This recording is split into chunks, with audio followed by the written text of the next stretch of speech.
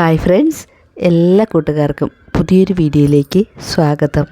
എന്ത് ഭംഗിയായി ഈ പൂക്കളൊക്കെ കാണാനായിട്ട് അല്ലേ. പല നിറത്തിൽ നല്ല ഭംഗിയുള്ള പൂക്കളാണ്. അപ്പോൾ ഇതെവിടെയാണെന്നല്ലേ, വിശാഖപട്ടണത്ത് ഞങ്ങൾ താമസിക്കുന്നതിനടുത്ത് നിന്ന് ഏകദേശം 5 കിലോമീറ്റർ ദൂരം മാത്രമേ ഉള്ളൂ ഈ സ്ഥലത്തേക്ക്. വിശാഖപട്ടണം സ്റ്റീൽ പ്ലാന്റിൻ്റെ ക്വാർട്ടേഴ്സിനുള്ളിലെ അതിമനോഹരമായ അയ്യപ്പ ക്ഷേത്രമാണിത്. അയ്യപ്പ ക്ഷേത്രത്തിൻ്റെ പുറമേ നിന്നുള്ള കാഴ്ചയാണിത്. ഇനി നമുക്ക് ഇതിനുള്ളിലെ കാഴ്ചകളിലേക്ക് പോകാം.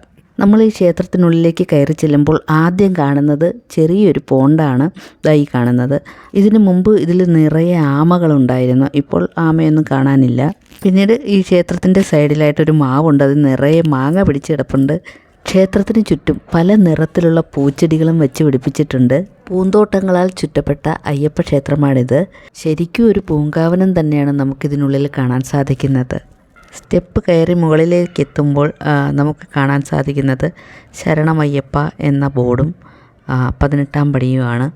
ത്രിശക്തി ദേവി ടെമ്പിൾ, ഹനുമാൻ ടെമ്പിൾ, കാളിമാത ടെമ്പിൾ, ഇങ്ങനെ 3 ക്ഷേത്രങ്ങൾ നമുക്ക് ഈ അയ്യപ്പസ്വാമി ക്ഷേത്രത്തിന് ചുറ്റും കാണാൻ സാധിക്കും.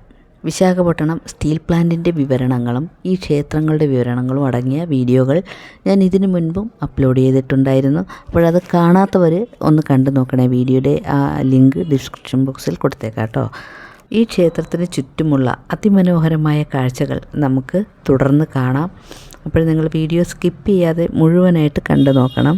അപ്പോൾ വീഡിയോ കണ്ടുകൊണ്ടിരിക്കുന്ന സമയത്ത് കൂട്ടുകാർക്ക് ഇഷ്ടമാവുകയാണെങ്കിൽ ഒന്ന് ലൈക്ക് ചെയ്തേക്കണേ.